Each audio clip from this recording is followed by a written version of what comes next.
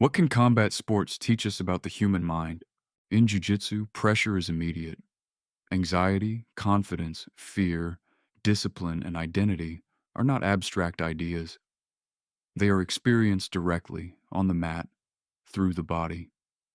In this interview for Psychology and Practice of Combat Sports at the University of Virginia, Robert Drysdale discusses jiu-jitsu as martial art, history, education, performance, and personal transformation. This is not only a conversation about fighting, it is a conversation about learning, resilience, and self-knowledge. I was briefly summarizing the class for Robert. So it is my pleasure to introduce our guest speaker today. Robert Drysdale is a world champion in Brazilian Jiu-Jitsu, both with Gi from the Brazilian Jiu-Jitsu Federation and with the ADCC. He's also a historian. He published 3 books so far, right, Robert? 4 books. The most recent one, it's called What is Brazilian Jiu-Jitsu Today? Discussions about the present and future of the art. And our goal here today, Robert, is to talk to a professional of Brazilian Jiu-Jitsu. And the students are very excited to know a little more about your work, your career, but also your experience in terms of writing these books for a general audience. And how did you transition from your athletic life to a life in which you're no longer a professional athlete?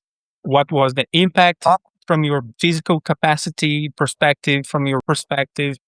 Also prepared some questions for you. Yeah. So before we begin with the questions, would you like to introduce yourself a little bit more and share a little bit about your story with the students? Yes. Well, once again, thank you for the opportunity. My name is Robert Drysdale. I am 44 years old. I've been training jiu-jitsu for just over 28 years now.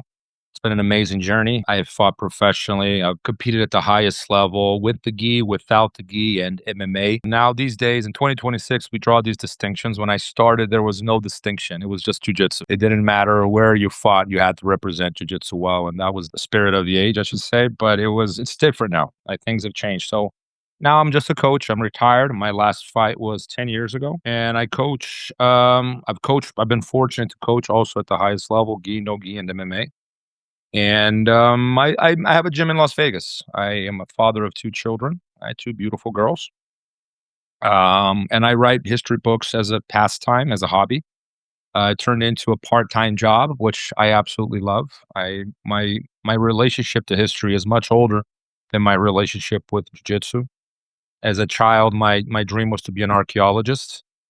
I have I would, I was loved encyclopedias as a child. I would just like sit down and go through encyclopedias. In those days, you didn't have Google, right? So you just had to sit down and go through encyclopedias, and that was my passion as a child. Even though I've always been drawn to combat, these passions have always coexisted side by side. I had a professional run that ended 10 years ago. And then when I retired, I began to read more about the history of the art that I make a living from. I began to write about it shortly after. And it's been an amazing journey. That's all I can say. It's been very, very fulfilling. I've met some amazing people along the way. And I have the fortune to be talking to people like you guys and being invited to speak at a university. I've never even thought this would happen or be possible. But so I'm very honored to be here. Yeah. It's our pleasure. So in your new book, there is the first few pages, there is a sentence that's very, very interesting. You say that historians are like detectives, but they're always late to the crime scene. And in psychology, we have quite the opposite, right? We are always in the moment. We know exactly what's going on, or we try to know what's going on inside our own psychological life. Do you think there is an intersection somewhere?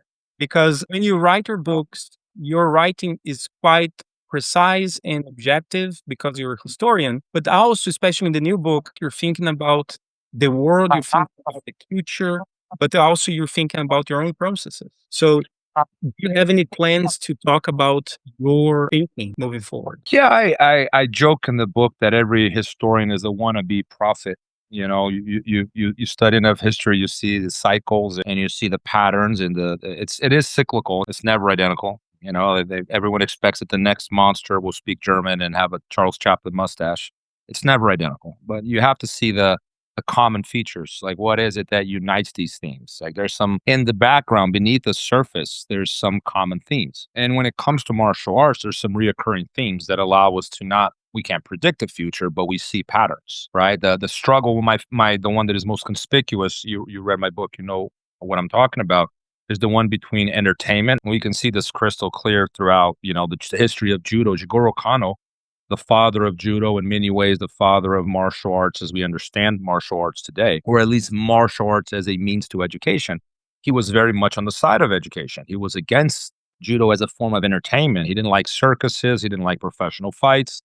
And I never quite understood why. I'm like, what's so wrong about this? And I think the audience in general doesn't understand to see the problem with entertainment. And it wasn't until I started studying the history of jiu-jitsu and saw what happened to catch wrestling and how it descended into pro wrestling, right? That's the grappling scene in the 1930s was as big as today, if not bigger, but it descended into pro wrestling, which I consider to be regression, not progression. All right. And it's because at some point these guys began to put entertainment as a priority. And if you're just looking at ticket sales and entertainment, you're sensationalizing. You're going to look at lying is okay, distorting the record is okay, giving a title fight to a guy that doesn't deserve it is okay. This guy doesn't speak English. Why would we give him a title fight? He's not going to sell tickets. So the promoter begins to give shape to the art. They don't see it at all. They just think it's a perfectly designed meritocratic system. And they fail to see that it's a very nepotistic kind of system. And when you have that, naturally, you're going to have different values. So I have a 13-year-old student. I'm going to tell him to be like Khabib. But he's going to see Conor McGregor making more money. And then he's listening to a rap song that says, get rich or die trying. Well, it doesn't say, be a great human or die trying. It says, get rich or die trying. So why this is clearly the most important thing in life to enrich yourself. Well, Conor McGregor's rich. Khabib is less rich than him. He's also rich, but less. He made less money than Conor. Clearly, Conor is the role model. Now, no one voices this out loud, but at some point, it becomes obvious that these different models have different purposes. So this is where the historian comes in. And he says, guys, this has happened before. We know where this ends. It's not good. It's not healthy. Again, resisting the temptation to become a prophet, right? And not be so presumptuous as to know what will happen next. But human nature has not changed. And as a very competent historian taught me once, the only two things that change are economics and technology, right? A more cynical historian friend of mine, because these things really are recurring. Humans are the same then and now. This is why you can study ancient Greece and the same problems they have. You can read Plato's Republic and it's extremely relevant in 2026 because it's the same problems. We haven't solved them, perhaps because they have no solution. But we can prevent things from descending and losing their value, right? There's room for integrity and safeguarding the things the principles and values that we uphold and believe in. And I think so there's something idealistic and ethical about being a historian as well. You're not just trying to push a political agenda. You're trying to make a difference by telling the truth as best we can grasp it. I know truth is not a word you're supposed to use in history because it can't be reached. I understand that, but it doesn't mean we shouldn't struggle for it. Like our aim should always be objective truth, regardless of the possibility of actually getting to it. And so I think this was the goal with the books. It was to draw these bridge between the past, present, and future, or the past and present at least. And look, if we're going to have to build a bridge for the future because we're going somewhere, we might as well be aware of our faults of the past. Where have we erred? And where can we be better? Yeah, that's a great. Sorry to interrupt you. I have a question that relates to what you're saying right now. One common theme across your books, and that it's a theme that's going to show up in this discussion for sure, is the difference between the jiu-jitsu that was practiced by Gracie, so focusing on self-defense and basically for richer people in Rio, versus the practice by Carlson Gracie, which was a tough guy, jiu-jitsu for tough people, for women, and how moving from the first to the second actually popularized jiu-jitsu. It's a common theme across martial arts, but especially in jiu-jitsu, that the practice of combat sports has a spillover effect in terms of stress management, positive psychological life. Do you think there is a space for everybody in jiu-jitsu, or jiu-jitsu should be for really tough people? And I mean jiu-jitsu for all, not in the sense that we should remove the empirical aspect of surviving under pressure, but meaning that we should have training environments that actually can take someone that has no physical capacity and make them better at defending themselves? It's a very good question. Hudson, you say Hudson or Hudson in English? Hudson, I guess. But I'm ambiguous about this. It's a very good question, so I thank you for it because I struggle with this. I grew up in a very different environment. When I started training, hazing was normal. We would haze people that were like going to tournament for the first time or people that were recently promoted. The gauntlet, beating people up with belts was the norm. Like I see people getting sued now because their backs are all bruised from belt, from the beatings. That was the norm. If you didn't have a bruise on your back, you couldn't be proud of your belt. Like you wanted to have bruises. It was a completely different mindset. So the times have changed.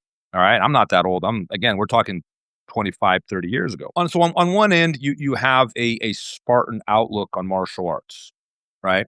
On the other, you have a more democratic approach that improves on people's lives. So some grandma starts training jiu-jitsu and she's happy and she goes and she loses weight and she eats healthy and she does strength and conditioning to the best of her ability.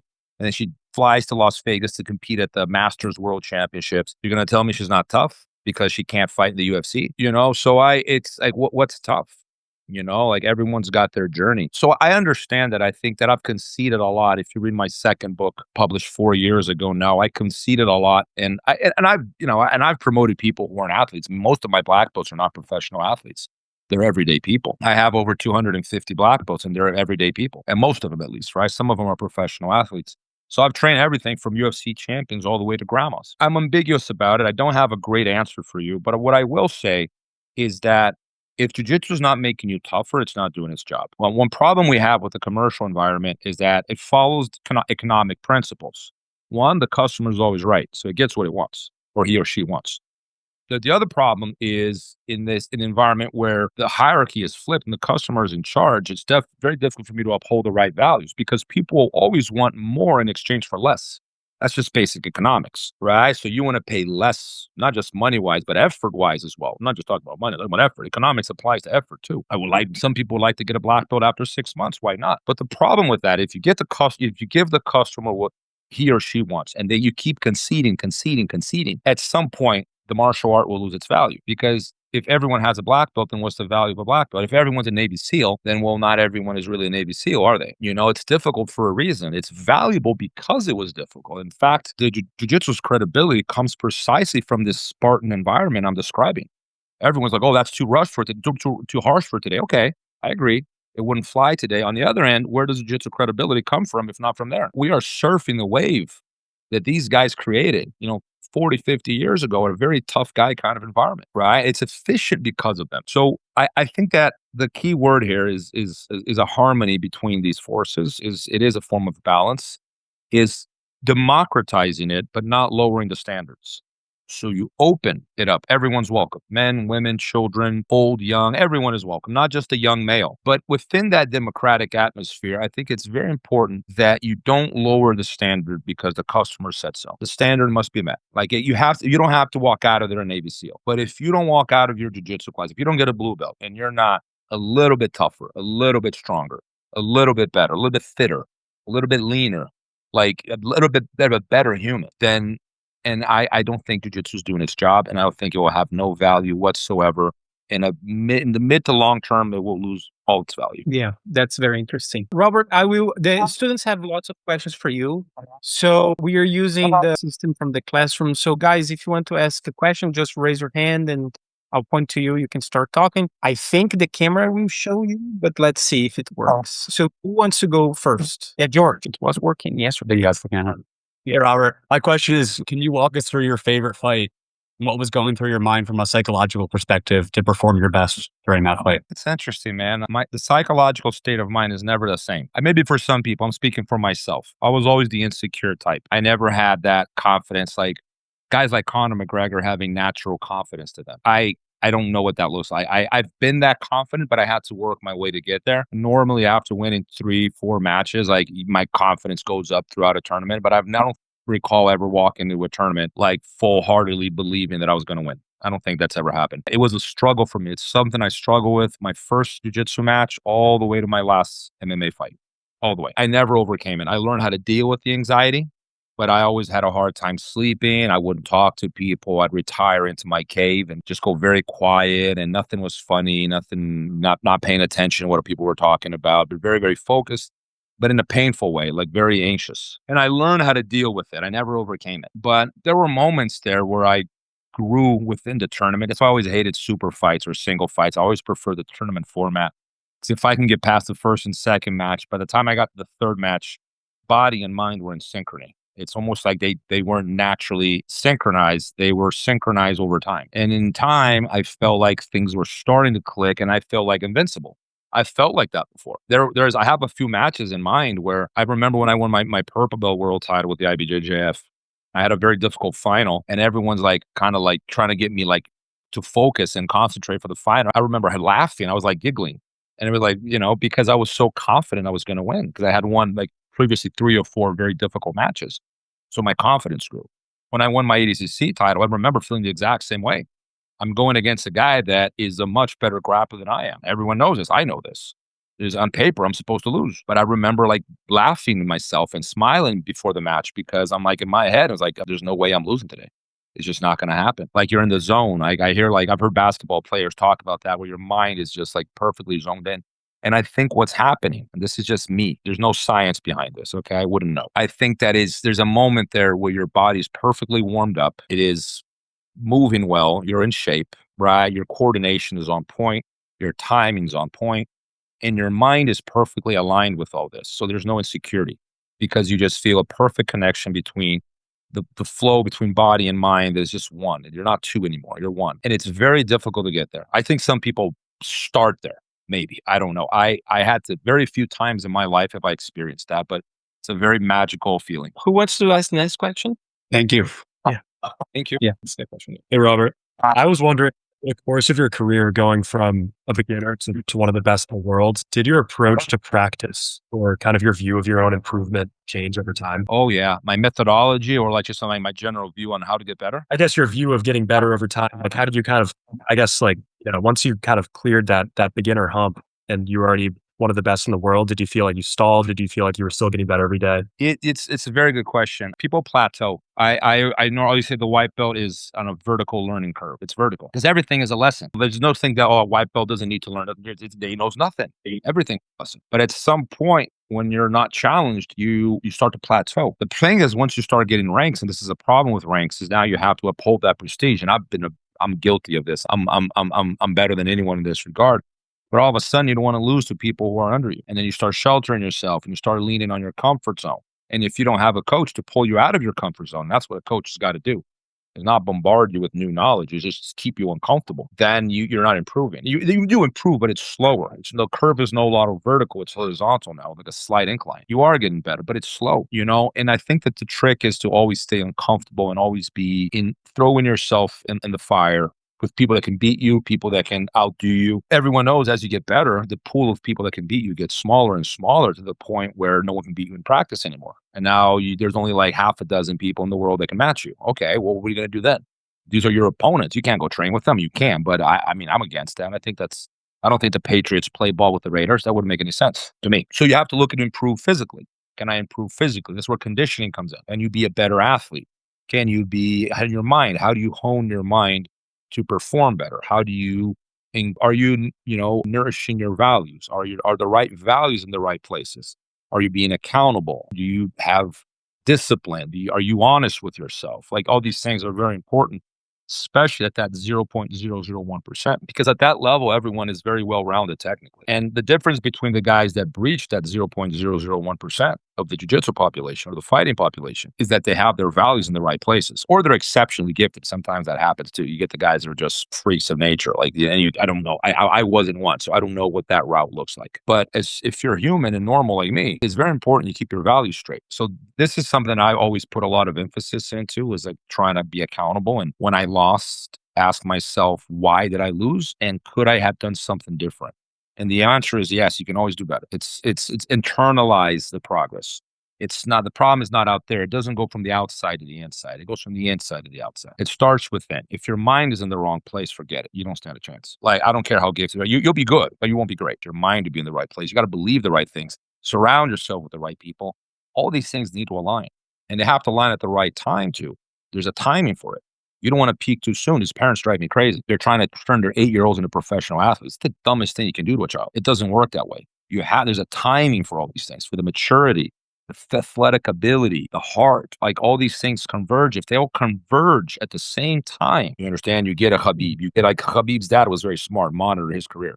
Guys that had like Floyd Mayweather, these guys had their careers monitored because their coaches understood this. You don't want him peaking too soon. You don't want Floyd Mayweather fighting Pacquiao when Pacquiao's in his prime. Smart. You gotta wait. There's a game here. These guys are playing. They know what they're doing, man. And I think that a lot of these things aren't really part of the discussion, but I think they're fundamental to the discussion. Great. Next question. What's the next? Elijah? Hey, Robert, my name's Elijah. I was wondering if you could take us through kind of the emotional arc of being a champion all the way from purple belt to black belt, how each one of those felt for you, how like motivated you, maybe plateaued you. It was, I think that, in the beginning, the emphasis is technical and tactical. I think these are the first immediate lessons. You hear about psychology, but you don't pay attention to it because you don't think it's important, or you just agree with it and go, yeah, I should have courage, or I should have discipline. Yeah, I agree. But agreeing with something, right, and actually performing are very different things. There's an abyss in between. I agree that I should always be honest with myself, and being honest with yourself. It's not, and so I think that in time, as I got older, and especially this happened when I was a coach, really, I wasn't even fighting anymore. I began to see like some of these change, like these things became more important to me. Right. I noticed that these were the fundamental differences. When I was coming up, I didn't always see it that way. I had my head too far up my butt to understand, so there's so many, and these things changed over time. To me, I became more aware, but I talk about it with my students, but I know they only half listen to me because they're purple belts. They're new. So they think it's this old man talking. Like, that's the important thing, is that I knew the latest move that's trending on TikTok. Like, that's where their head is. I'm up against TikTok and Instagram, and I'm losing that war. Even though I'm very confident that I'm right. Most coaches would sit down with me and would agree with me. But, it's difficult to try to teach someone younger or new to the sport this, because it's a lesson that they have a hard time in seeing the importance of it. But that's one thing that's changed for sure, is that the psychological aspect of combat has been far more important to me as I've gotten older. Other questions? Steve, please. Girls, I need to ask questions. We are being over sampling, man. Well, Robert, one of the questions that I had was, you said you were drawn to combat. I also was when I was 17. I joined the Marine Corps and deployed twice to Afghanistan. And one of the issues that I had after was being really bored in my life. I started to notice that I was kind of acting out in the way I was living, or I was making dangerous or, choices to get some kind of rush or some kind. Did you feel something similar? Your professional career ended, and if so, do you have any, besides BJJ, I've gotten involved and that's helped a lot, but did you kind of have any issues in the sense not fighting anymore? By what to do once I retired? Yeah. Yeah. Oh man, tell me about it, man. I'm still going through it. It's been 10 years and I'm still struggling. It's one of the most difficult things. It's probably the most difficult thing I've ever been through, realistically. It's a loss of identity. Like, you're Superman one day, and people like you because you're Superman, and you fly and have X-ray vision, and the next day you can't fly, and you realize people like you less, and then you realize your circle changes. You have to reinvent yourself and find new purposes. And I was fortunate because beyond combat itself, I love history. I love reading. I have other passions. Right. Jiu-jitsu didn't exist. I know I would, fall in love with something else. But I think that the key is finding that purpose and living for it, and making that the center of your life, just like winning tournaments one day was. But I struggle with this daily, man. I'm not gonna lie. If I told you I don't, like, it's painful. Like, yeah, I'm beat up. I have 3 herniated discs. I have arthritis on both my knees, on both my wrists. I train very carefully, because I would like to train for the next 20, 30 years. So I have to be careful. I don't go to war anymore, is what I'm saying. But people, they don't respect you as much, because you can beat them up. They respect you. You have to, you gain respect through a social and political means, which is something I've never liked to do, because it seems somewhat deceptive. Like, it doesn't seem honest. There's something very honest about the mats. But my strategy is, if I'm a good enough coach, I'll gain respect that way, and I can compete that way with watching my students win. It's good, rewarding, but not the same. Thank you. Next question, Enoch, please. Hey, Robert, thank you for taking the time to speak with us today. So I watched your match against Gracie from the 2007 World Championship, and as soon as the match started, you let out a very loud scream, and I was curious to hear about maybe if that was to help your anxiety a little bit, and then also maybe if it was something so out of played. I'd never done that before. But to your point, I think you're right. I think you hit the nail on the head. And I think it was a spontaneous way of like relieving myself of that pressure. It didn't work, as you know. Just saw the match. I was borderline depressed when I lost to him because I was in my prime. I did everything right. I was killing people in practice. Like I was flying, man. I was the best version of myself and I couldn't score a point on this guy. And it's very difficult to come to terms with someone that is better than you at something you love and care about so much. Like this guy is just better than me. I have to come to terms with that now, you know? And looking back, I'm very proud of that defeat because first it happened to final of the world championships. So it didn't happen in a, you know, it's not, most people will never make it to a final, right? I made it the final of the world championships, you know, twice in a row, 3 years in a row, really, you know, and twice of them against the greatest, what I consider to be the greatest grappler in history. And I lost.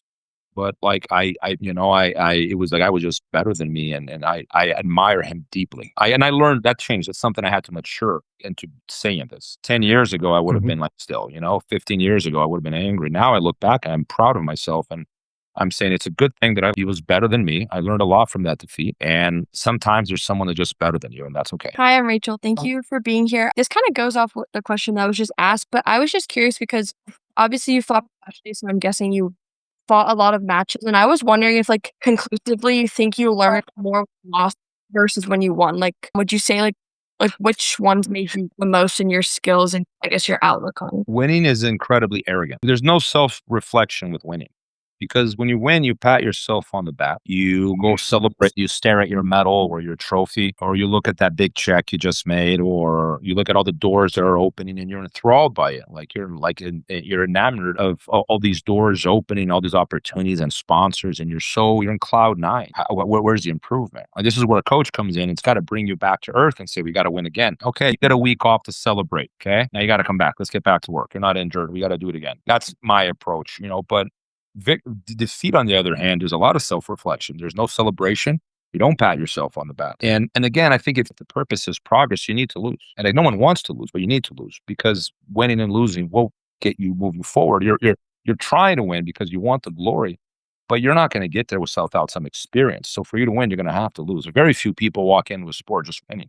It happens. I've seen it. It's very rare. You get the exceptionals and they just have that, the synchronized everything at the same time. You just have that natural. But most people will struggle with this and you know, and make slow progress, and defeat is a huge part of it. In the gym, including especially in the gym. Like I normally tell my students, the gym is for learning, the tournaments are for winning. So we got to play our A game here. Now we're competing, but in the gym, you know, move away from your A game, try new things. Go against a heavier person, lose, put yourself in bad spots. Like you want new experiences. So that learning curve is vertical, not horizontal, right? If you're staying within your comfort zone, it's horizontal. If you're experiencing new things, it's vertical. Thank you. Yeah, great. Hi, my name's Adina. Thank you so much for being here and doing this interview with us today. I'm coming from a yoga background, and I was really interested in how these components flow over into the fighting world. And I was wondering from a historical point of view, when did you notice these types of components really influencing fighting? And from a personal experience, how those components influenced your training and the beginning of your training compared to now? The psychological components? The breathing and some of the psychological components as well. And That's right. I know the connection with yoga. I see what you're saying now. Yeah, and I want to know through your experience, how have you seen that be accepted? Was there a sense of aversion to those types of components at any point, coaching and the framework of you training with other people? I know you mentioned you were training 25, 30 years ago and how different the world was then. Was there aversion to these types of practices? Have they become more accepted now? I think that, the science has improved in every regard, right? Our supplements are better. Our methodology is better. Strength and conditioning is better. I don't think there's not an aspect of this game that hasn't improved. Maybe the psychological one, that's the one that's improved the least, maybe. But to your point, I've been hearing about yoga for jiu-jitsu my entire life. I've done hot yoga a few times, and I hate being there, but I'm always really happy when I'm done And I feel great for the next 2, 3 days. I feel like, oh, I feel like I'm 15 again. My body moves better. But it's just being in the sauna there for 90 minutes is not, it's a lot harder than I thought it would be. But I do enjoy it. I think there's a lot of benefit for, especially for like me being 44, going on 45 in a few months. I should be doing yoga 2, 3 times a week. I don't because my life is just chaotic now, but I plan on doing it at some point, just being more active. I know of guys that were doing yoga during their career. I can't speak with authority because I never did. Right. So my experience was yoga more for a recovering old man than it was for performance. But I've heard many good things about it. I think the breathing, to your point, like that, the breathing is a very important thing. I was aware of this, but not aware enough to actually correct myself mid practice because I'd catch myself holding my breath. I catch myself breathing, exhaling, inhaling more than exhaling. Right. So I started listening to I say this to my students when they're resting in the corner, exhale, focus on exhaling because you can get fresh air in that way. Because if you're just inhaling, your lungs are full. Right. You got to empty your lungs so you bring fresh oxygen in, and that calms you down too. That brings your heart rate down, and that puts you now your student can listen to you because his heart rate is lowering. So there's a number of benefits of being more in tune with your breathing and being just more understanding of your body. I mean, there's so many aspects of this. Like I was reading something the other day. There's this little substance I can't explain well because I'm not a physiologist. But it's called myelin, and it's connective tissue between it's got brain tissue but on your muscle. It's basically where your muscle receives the electric impulse, right? And that myelin, it gets thicker, it gets bigger the more you do a move. A certain pathway, the more you walk it, the thicker it gets. It's like, oh, that's super interesting. That's because I always had this analogy of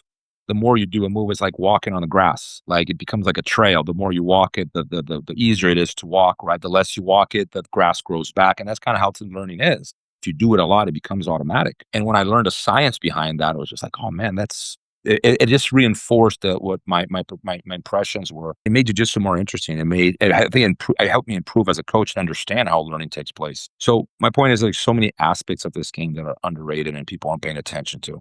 There's too much focus on technique, not enough focus on breathing, stretching, being healthy, sleeping well. I think these things all add up. Yeah, awesome. Thank you. More questions, guys? We have time for one more. Yeah, let me do. Hi, my name is Amelia. Thanks for being here. I was going to ask, what aspect or way of thinking have you learned through fighting that you think translates and is most beneficial to another area of your, whether that be relationships or working through things just in general? It's a dual relationship because I find my competitive life influencing my personal life and vice versa. You begin to draw analogies between, one and the other. It's hard to say which one influenced more the other, but I think probably more of my life, maybe. I learned that if you're focused enough, I know it's cliche, you can do whatever you want. I know it's such a cliche thing to say. Maybe not everything, right? But you can do a lot. There's a lot that can be done. You can achieve, many things if you just stay very focused and don't give up. That's the other thing. And I learned this from history too. Today, everyone knows what Brazilian Jiu-Jitsu is. In Brazil, in Rio de Janeiro, between the 50s and 90s, no one knew what it was. It was dead. They stuck to their belief. Imagine having a business that doesn't work for 4 months. That's frustrating. 4 years. That's very frustrating. 4 decades. How many people would have remained resilient enough to say, we have something good here. The world needs this. People will like this. We just needed to, find a way to get it out there. And I think that was the lesson with me in my career. I was never a gifted athlete. I was mediocre, but I was obsessed with it. And I was very disciplined. I went to one college party. I didn't drink. I didn't smoke, not because I don't like to. So I didn't. My career, I didn't smoke at all. I didn't drink. Very rarely. I'd have drinks with friends, but very rarely, maybe once a year. I was going to bed early on a Friday night not to mess up my sleeping schedule for Monday morning. So I had a very disciplined life, and that helped me. To me, that focus was the key. And I think that if you have that, if you can develop that, I think, know that, and you believe that, if you keep your focus, I think that, I won't say you can do everything, but you can be the best version of yourself. If you keep your head down, work hard, and stay focused and don't quit. Awesome. Thank you very much for your time. I know you're a very busy guy, and I really appreciate your taking the time to talk to the students today, sharing a little bit about your life. I'll be in touch about some questions I have about your books and how we can grade them on the class. So thank you very much, Robert. You have a good day, and thank you everybody for the great questions. Thank you, guys. It was an honor. It was a pleasure. If anyone's ever in Vegas, stop by the gym. They have a ton of points too. Bye-bye. Thank you. Guys. Yeah.